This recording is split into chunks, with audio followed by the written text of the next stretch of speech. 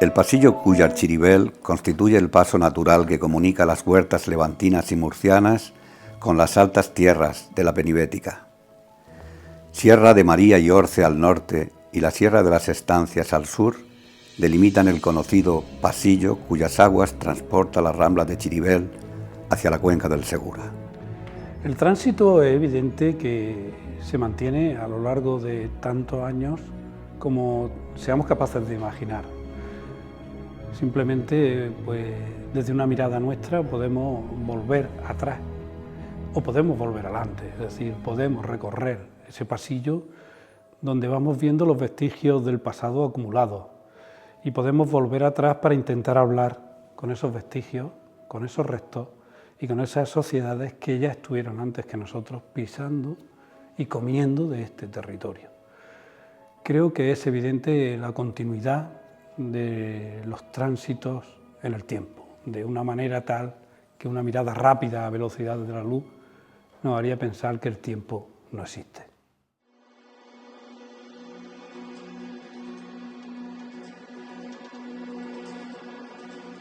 En sus inmediaciones se han asentado comunidades desde la prehistoria hasta la actualidad. Las evidencias y útiles más antiguos se conservan en el Museo Miguel Guirao.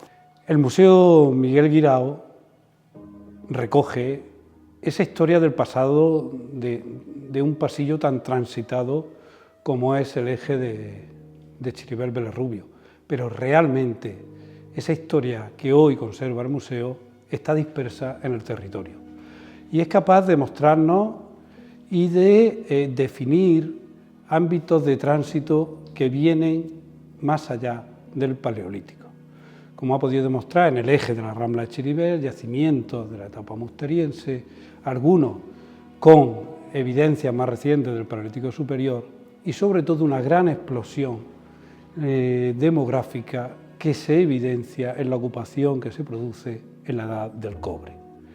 Sobre los yacimientos neolíticos del pasillo de Chiribel aparece un eje que vertebra y además organiza el tránsito a lo largo de todo el recorrido. Ese eje sigue vivo, sigue activo y sigue ocupado en la edad del bronce. Se produce un cambio en el patrón de asentamiento. Los yacimientos del cobre están en las pequeñas lomas, en las colinas, son alturas cerca de los recursos de la agricultura y del agua. Tras el bronce, pues llegamos a ese final disperso del bronce final con la edad del hierro y la aparición con la escritura y las nuevas ocupaciones que tienen que ver también con el tránsito y tienen que ver con el eje. Y tengamos en cuenta además que tiene un factor acumulado. Este eje de tránsito se convierte en frontera. Y es frontera con el mundo levantino en los tiempos prehistóricos antiguos y es frontera sistemática, que hoy podemos ver cristalizada en las fortificaciones que nos quedan de la Edad Media, ¿no? Esa frontera que ahí se ve y que hoy se mantiene con la provincia de Murcia, con esta entrada a Andalucía, creo que certifica de manera cierta que el pasillo que nos ocupa, de Vélez Rubio, Chiribel, Cúllar, fue realmente la entrada a la Andalucía.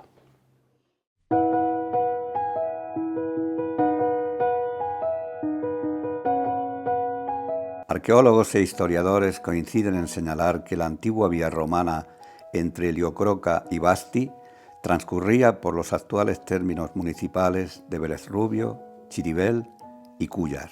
En tiempos de transición al año cero de nuestra era, el trasiego había continuado por el pasillo.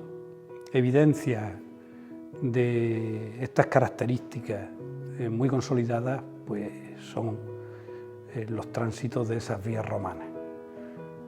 El itinerario que unía desde Lorca a Baza, pasando por tierras velezanas, tanto Vélez Rubio, Chiribel como Cúllar, que unía a esas poblaciones y que permitía pues, un nuevo salto en la gran generación de riqueza del propio Imperio Romano. Las vías de comunicación eran tan fundamentales como lo son hoy. Por eso Roma llegó tan lejos, como bien sabemos. Y en ese transcurrir por tierras belezanas encontramos el yacimiento de El Villar, en Chiribel. Una pequeña villa romana perfectamente adaptada, aclimatada y decorada con la presencia de esos mosaicos que tienen sus galerías, el peristilo que conformaba la casa, donde sorprendentemente en el año 1985 una excavación arqueológica nos deparó un gran descubrimiento, la aparición de una pieza escultórica en perfecto estado de conservación, que había sido enterrada para salvaguardarla del paso del tiempo y que nos miró, ese Dioniso que hoy se conserva en el Museo de Almería y que tiene su réplica y por tanto asequible a la vista en el propio Paseo de Chiribel.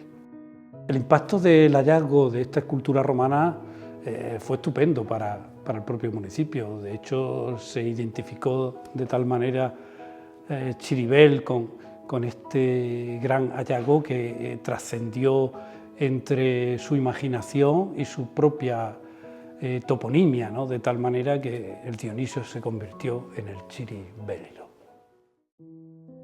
Por la disposición de torres de vigilancia y fortalezas, como el Castellón, es muy probable que las llanuras y los cauces de la actual Rambla de Chiribel sirviera de vía comunicación de personas y caballerías.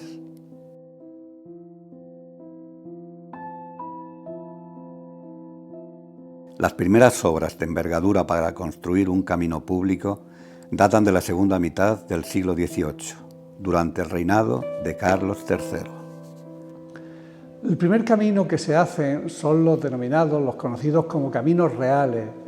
Estos caminos reales fueron una innovación, ciertamente, de la monarquía ilustrada del siglo XVIII aquí en España, ¿no? Precisamente el diseño del primer camino real entre Lorca y Baza fue competencia del famoso abad de Baza, que previamente había sido cura aquí en Vélez Rubio, Antonio José Navarro, a quien se le encarga por parte de Floridablanca, que era un ministro de Carlos III, se le encarga el diseño y la ejecución de ese camino real. Siendo el terreno áspero, desigual, con una muchedumbre de barrancos, sería necesario conducirlo por una fila de puentes y alcantarillas a fuerza de cortes y rebajos del terreno, con terraplenes en muchas partes. Por un lado, tiene la Rambla plantadas sus márgenes de alamedas, casi sin interrupción, huertas y tierras de riego.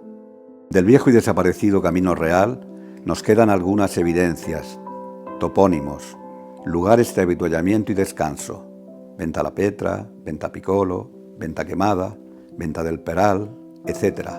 Posadas, Chiribel, Rosario, Marqués, etc.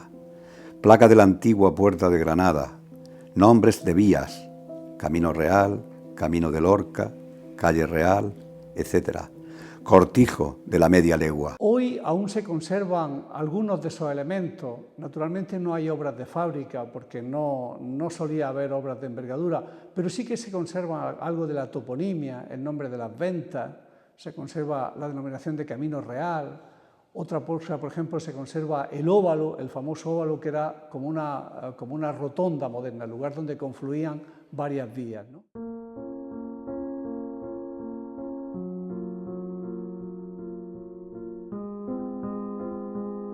El espacio geográfico que hoy conocemos como pasillo de Chiribel-Vélez ha tenido siempre una constante a lo largo del tiempo en lo que se refiere a los caminos de personas, de equipajes, de pasajeros, de mercancías. Concretamente, en la época moderna, tenemos algunas de las primeras referencias sobre este paso, esta ruta. Naturalmente era muy distinta a lo que hoy conocemos, pero seguía siendo el lugar de paso, porque para subir de las bajas tierras de Murcia a la alta tierra de la Penibética, este era el lugar más apropiado, el pasillo de Chiribel-Los Vélez. Los primeros viajeros que visitan Andalucía montados en un vehículo de 2 ruedas tirados por un caballo o una mula nos ofrecen testimonios del pésimo estado de los caminos. Muchos de los viajeros que vienen, ingleses, franceses, holandeses, italianos, coinciden todos ellos en señalar las dificultades del viaje por este lugar.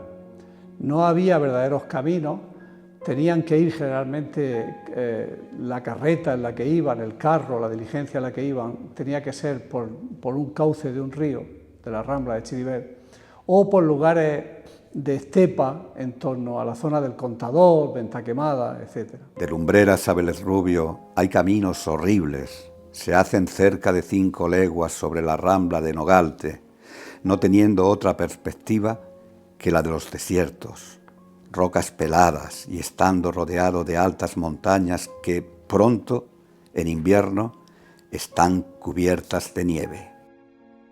El lecho de un torrente fue nuestra carretera durante mediodía y las áridas y escarpadas montañas durante el resto. Todos los viajeros ya en el 19, los conocidos como viajeros románticos, coinciden en señalar en los avances que se habían conocido con los caminos reales, pero sin embargo hablan todavía de deficiencias, todavía hablan de cierta penosidad. Por ejemplo, hablan de la famosa legua del Fraile. La legua del Fraile transcurría por la zona de Contador, Ventaquemada, Chiribel, ¿no?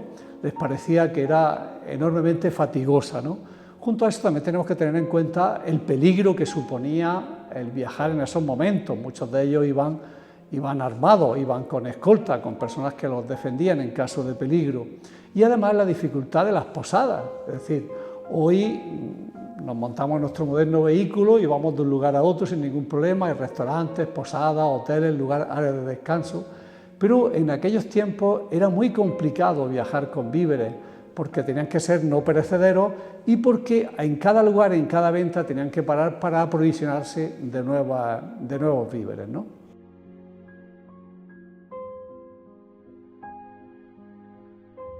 A pesar de las mejoras evidentes que supusieron estas obras públicas, durante casi todo el siglo XIX, los viajeros seguirían quejándose de la situación de la vía. El camino coincide con el lecho de un río seco. Las orillas del arroyo son escarpadas en muchas zonas, de tal forma que en Granada me han dicho que en tiempo de lluvias es imposible viajar a Murcia.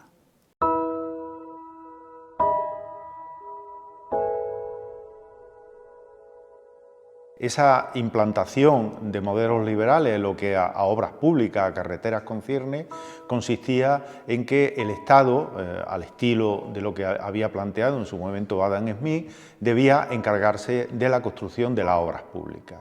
Y eso llevó a la creación de un ministerio que debía hacerse cargo de ese proceso. Sería creado a partir de 1851 y recibió el nombre de Ministerio de Fomento. Y ese ministerio va a ser el que se va a encargar durante el siglo XIX de construir unas carreteras que tenían ya nombre de carretera, no de camino, aunque en lo formal, en la realización física, todavía nos puede recordar un tanto a esos caminos. El trazado decimonónico mantuvo la misma vía entre Baza y Vélez Rubio, pero a partir de aquí se abandona la cuenca del río Vélez o Guadalentín y se dirige por las entonces traseras del pueblo, huertas de las casas de Carrera del Carmen, hacia Puerto Lumbreras, remontando las empinadas cuestas de Biótar y ascendiendo por entre montes alejados de la Rambla de Nogalte.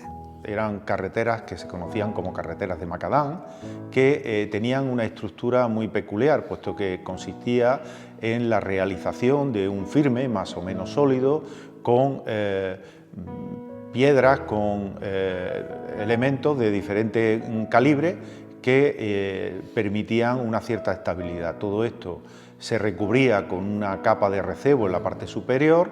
La forma convexa que tenía la carretera le permitía evacuar con cierta efectividad las aguas que hubiera, y eso permitía dar continuidad al camino. Los proyectos surgen sobre todo a partir del Plan General de Carreteras de 1860. Este Plan General de Carretera de 1860 es reformado en 1864 y otra vez nuevamente reformado en 1877. Esos son los grandes planes de carreteras del 19. ¿Cómo afectan a la comarca de Los Vélez? Bueno, el de 1860 plantea una carretera de primer orden, que eran las carreteras importantes que conectaban con la capital del estado y con los principales puertos, una carretera, como digo, de primer orden entre Murcia y Granada.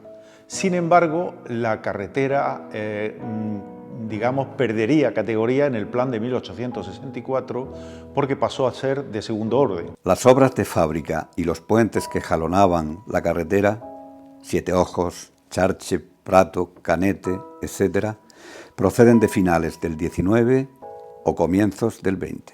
Esta carretera va a empezar a construirse con relativa inmediatez, pero como la mayor parte de las carreteras que en esta zona y en buena parte de España no se van a culminar prácticamente hasta el siglo XX. La construcción de las obras de fábrica era un elemento crucial en la realización de estas carreteras del Estado. Estas obras de fábrica básicamente lo que hacían era superar los ríos o especiales dificultades que había en el terreno. En la carretera que estamos hablando de Murcia a Granada, en el entorno de Los Vélez, se construyeron diferentes puentes, alcantarillas, tajeas, muros de contención. ¿Qué material se utilizaba para este tipo de obras de fábrica? Normalmente el que estaba más próximo a la realización de la carretera. En el entorno se habilitaban canteras provisionales y en este entorno lógicamente se utilizaron sobre todo la caliza. Y la caliza va a ser la que va a componer la mayor parte de estas obras de fábrica. En otros sitios, ante la ausencia de caliza, lo que se hacía es que se utilizaba el ladrillo. El ladrillo lo podemos encontrar en diferentes carreteras que nos puede llamar la atención, como por el colorido que podía tener, pero básicamente respondía a la ausencia de una piedra sólida para esta construcción. Otro elemento importante en la construcción de las carreteras va a ser la presencia, digamos, continua de casillas de peones camineros. Estas casillas de peones camineros, que se ubicaban normalmente cada 10, cada 15 kilómetros al borde de la vía, cumplían una función de vigilancia y de mantenimiento. El peón caminero, su familia, se establecía en la zona y de este modo, pues si había algún tipo de desperfecto en la vía podía repararlo o podía avisar si para los viajeros que transitaban por ella no sufrieran percances. Las travesías urbanas eran un elemento especialmente complejo de realizar en aquel periodo. ¿Por qué? Porque nunca una carretera como tal había atravesado las ciudades. Por ejemplo, en Vélez Rubio pues teníamos el Camino Real que entraba por la Puerta de Granada y salía por la Puerta de Lorca y hacía el tránsito por el centro urbano sin mayor contratiempo. Para la construcción de la nueva carretera pues había que buscar un paso que fuera más franco para la vía, porque si se hacía por el interior había que expropiar y derribar viviendas. Por eso, en este caso, en la carretera, al final lo que se hizo fue, en la zona de la Puerta de San Nicolás, hacer el paso. En Chiribel ni siquiera se optó por pasar de modo tangencial al pueblo, sino se pasó aproximadamente unos 500 metros al norte del pueblo. Y hoy en día la carretera nacional está en el centro del pueblo, es decir, el pueblo fue creciendo acercándose a la carretera nacional.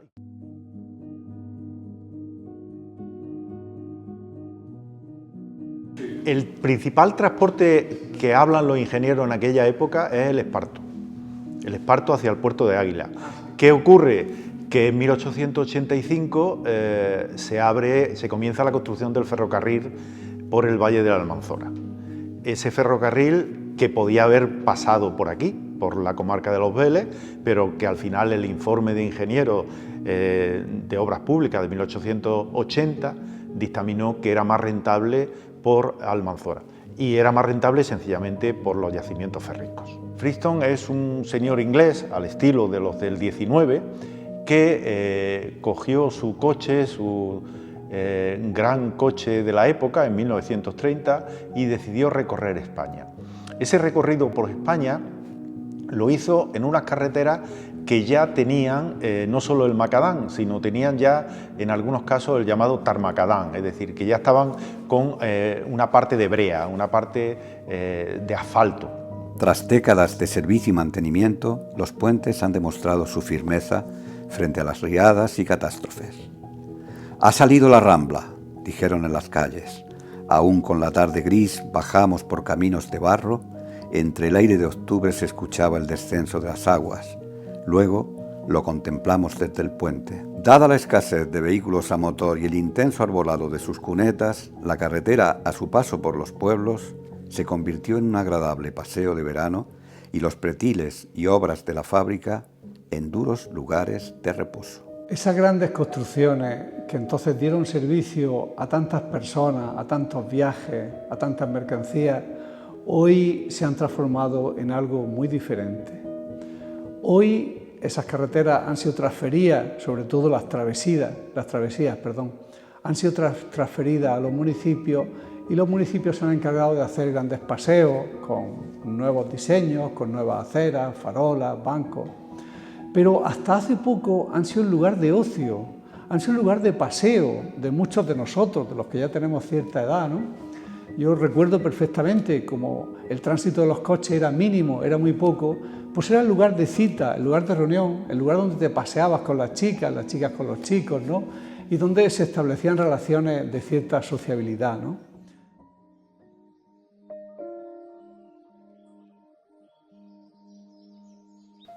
Cuando se proyecta la obra de la autovía 92, se tiene en cuenta que la zona iba a cruzar por un espacio natural muy importante, en la base del Parque Natural de la Sierra de María y por una zona que histórica y desde la prehistoria pues tiene un valor enorme. Entonces se hace y se considera que debía haber una dirección ambiental que la llevase a alguien experto tanto en biología como en geología, que fue lo que me correspondió a mí. Esta obra fue una de las primeras que tuvieron un presupuesto especial de revegetación, y en revegetación no nos fuimos a buscar plantas o especies que no fuesen de aquí, siempre íbamos estudiando y analizando qué es lo que había en la comarca, qué es lo que había en la zona por donde cruzaba y se pusieron. Ahora son muy interesantes cuando llega la primavera pasar por este tramo porque, por ejemplo, ahí en las zonas de la mediana, por ejemplo, algunas especies como la iniesta, que tiene esa flor amarilla, que es un espectáculo verlo en primavera. Donde se hace la traza no se tiene en cuenta si hay yacimientos arqueológicos, si hay restos, no. Se usa y se utiliza pues aquel que desde el punto de vista económico es más viable, desde el punto de vista económico y técnico. Una necrópolis, bueno, que estaba por una necrópolis, la necrópolis de Jarea, que es musulmana, pues entonces esa se sacaron todos los restos, se excavaron las tumbas, creo que ese material se conserva en el Museo de Almería, y era en la zona de Picolo, eso está entre el límite de Belerrubio y de Chiribel, había una tejera, que pues bueno, donde se hace la teja árabe, pero que estaba hasta hace a lo mejor 50 años en uso. Y entonces lo que se hizo fue extraer piedra a piedra y se reprodujo en un área de descanso que hay justo al lado. Si nosotros ahora echamos un vistazo a Vista de Pájaro, pues ¿qué es lo que queda? Pues aquellos tramos que la autovía no iba por encima.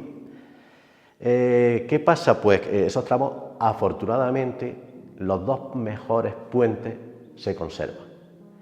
Facilitamos la comunicación, pero a la misma vez y paralelamente los negocios, porque esta era una zona de paso, donde la gente paraba a comer, a poner gasolina, lo típico de pueblos que vivían alrededor de la carretera, quizá más Chiribel que Belerrubio. Pues entonces todos esos negocios desaparecen y la autovía lo que ha hecho es pues, facilitar las comunicaciones modernas que afortunadamente creo que no entenderíamos ahora en el siglo XXI no entenderíamos que aquí no hubiese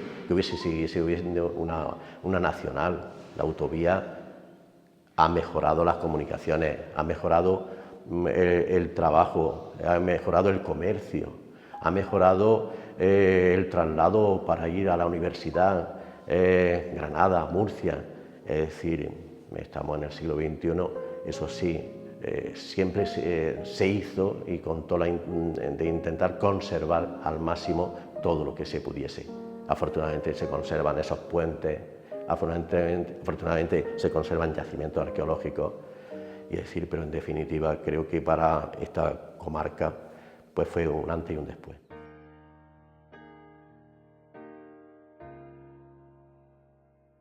La construcción de carreteras ha sido un elemento que ha cambiado totalmente la trayectoria económica y social del territorio. Estas carreteras terminaron integrándose plenamente en su entorno y forman parte hoy de su patrimonio cultural. Considerar que una carretera, porque ha dejado de prestar uso, ya no tiene mayor interés, seguramente forma parte del habitual desprecio al pasado que solemos tener en esta sociedad, ¿no? No se trata de conservar todo ni de conservar por conservar, pero sí de tener documentada cuál es la historia de las comunicaciones, fundamental, insisto, en el desarrollo económico y social, y sobre todo conservar aquellos elementos que son especialmente significativos, como puede ser un puente o puede ser un trazado peculiar. Muchas de esas obras de fábrica del siglo XIX, que todos hemos conocido y que hemos usado de forma corriente hasta hace escasamente unos pocos años, ahora, sin embargo, forman parte de los caminos de servicio de la autovía o de caminos que nos conducen a determinadas localidades o a determinadas haciendas, determinadas fincas de las personas, ¿no? Sin embargo, cuando nos aproximamos a ella desde su base, podemos comprobar la enorme monumentalidad que tienen estas construcciones y el gran valor patrimonial por el que yo entiendo que deben de ser conservadas y deben de ser mantenidas. De la misma manera que cuando estaban en uso, en perfecto uso, pues se les solía reparar cualquier desperfecto que tuviera. Ahora, en mi humilde opinión, considero que el puente de los Siete Ojos, que el puente del Charche, que la cantidad de puentes que todavía jalonan los caminos de servicio hacia Chiribel o hacia otros lugares, hacia Puerto Lumbreras, entiendo que deberían de conservarse, deberían de protegerse y sin duda ninguna deberían establecerse como elementos patrimoniales, incluso de interés turístico. Yo desde aquí hago un llamamiento a muchas de las personas que no conocen esos puentes desde su base para que vean la enorme monumentalidad y la enorme importancia de estas construcciones.